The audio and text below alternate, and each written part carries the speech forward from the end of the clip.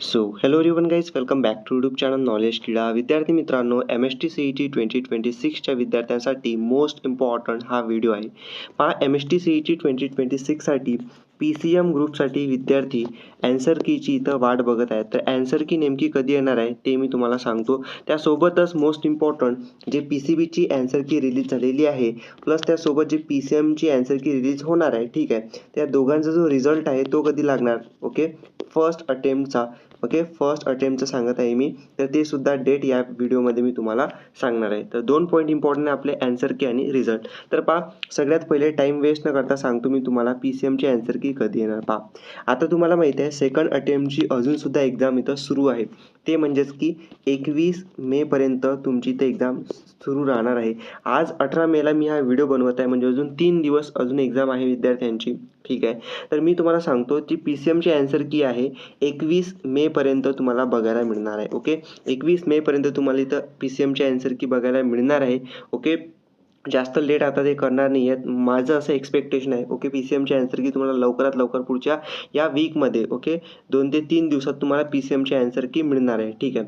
हे तुम्हाला एक सांगतो मी. त्यानंतर सेकंड पॉईंट आहे आपला मोस्ट इम्पॉर्टंट, ओके, तो म्हणजेच की रिझल्ट. ओके, आता रिझल्ट पहा, मी सांगतो विद्यार्थ्यांना हे सुद्धा कन्फ्युजन आहे की फर्स्ट अटेम्प्ट आणि सेकंड अटेम्प्ट दोन्ही मिळून रिझल्ट लागणार आहे का. तर मी तुम्हाला सांगतो, आता जसं तुम्ही पाहू शकता, म्हणजे सध्याची कंडिशननुसार फर्स्ट अटेम्प्ट झाला तुमचा, फर्स्ट अटेम्प्ट झाल्यानंतर तुमचं लगेच काय झालं की ॲन्सर की PCBची रिलीज झाली आणि PCMची सुद्धा होणार आहे.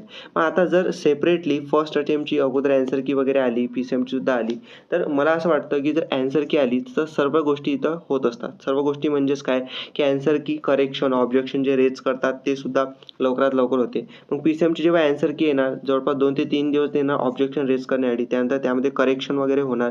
आणि माझा असा अंदाज आहे की या वीकच्या या मंथच्या लास्टला तुमचा जो रिझल्ट आहे तो इथं डिक्लेअर्ड होणार, ठीक आहे ना. म्हणजे आपण असं म्हणू शकतो की 27-28 मे, ओके, 27-28 मे किंवा लास्ट वीक ऑफ मेमध्ये, ओके, चान्स आहे, भरपूर चान्स आहे की तुमचं इथं रिझल्ट डिक्लेअर्ड होणार. ओके, म्हणजे आता जेवढ्यात लवकर PCMची ॲन्सर की येणार तेवढ्या लवकर इथं फास्ट गोष्टी होणार आहेत. ओके, तर 21 मेपर्यंत तुमची PCMची ॲन्सर की इथं भरपूर 100% चान्स आहे, ठीक आहे. त्यानंतर 27-28 मेपर्यंत तुमचं इथं रिझल्ट आहे फर्स्ट अटेम्प्टचा, सो तो सुद्धा इथं डिक्लेअर्ड होणार आहे असं माझं एक्सपेक्टेशन आहे. आणि मी तुम्हाला सांगतो अशा टाईपच इथं होऊ शकते, कारण की पहा, तुमचा सेकंड अटेम्प्टसुद्धा आता कंप्लीट व्हायला आलेला आहे आणि त्यानंतर सेकंड अटेम्प्टची ॲन्सर की वगैरे आणि रिझल्ट ते अपडेट मी तुम्हाला सेपरेटली देणारच आहे, ठीक आहे. तर विद्यार्थी मित्रांनो, ही इम्पॉर्टंट अपडेट होती.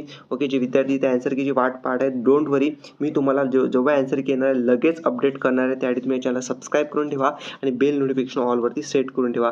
तुमचे फक्त ॲन्सर की नाही तर तुमच्या ॲडमिशनपर्यंत तुम्हाला फुल गायडन्स मी प्रोव्हाइड करणार आहे, कारण की दरवर्षी जवळपास 5 वर्ष झाले आहे विद्यार्थ्यांना, 5 वर्ष झाले आहेत विद्यार्थ्यांना त्यांच्या MST-CETच्या ॲडमिशन प्रोसेसपर्यंत मी संपूर्ण व्हिडिओद्वारे गाईड करत असतो प्रत्येक स्टेपला. म्हणून मला सगळं माहिती आहे कोणत्या स्टेपला काय प्रोसेस होत असते. तुम्हाला माहीत नाही, कारण की तुम्ही एकदम नवीन आहात, म्हणून तुम्हाला मी सांगणार आहे सगळ्या गोष्टी. डोंट वरी, आपल्याला स्टेप बाय स्टेप जायचं आहे. आता सध्या इम्पॉर्टंट आपलं हे आहे की तुम्ही ॲन्सर ची वाट पाहायला पाहिजे, ठीक आहे. जसे येणार अपडेट मी तुम्हाला देणार आहे, त्यासाठी चॅनल सबस्क्राईब करून ठेवा. Thank you for watching the video. Stay connected. Thank you.